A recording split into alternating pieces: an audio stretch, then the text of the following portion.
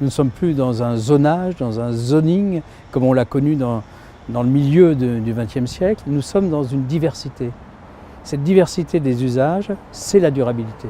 Cette initiative du comité qui rassemble, qui regroupe l'UNESCO et l'Union internationale des architectes, c'est une initiative qui cherche à donner une dimension culturelle que l'architecture a. Ce n'est pas une nouveauté. L'architecture est un art culturel. Cette architecture, elle se développe dans le monde entier. Ces architectures, une nouvelle fois au pluriel, se développent dans le monde entier.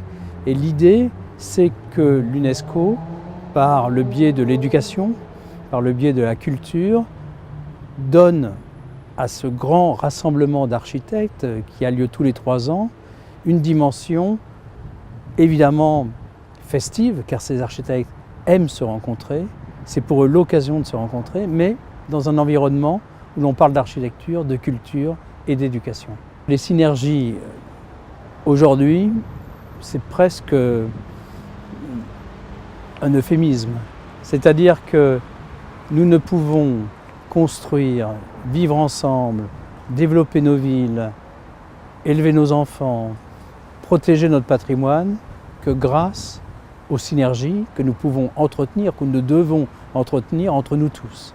Donc il y a bien là un creuset, un peu fusionnel d'une certaine façon, qui cherche à rassembler les talents, les compétences et également les différentes cultures de chacun.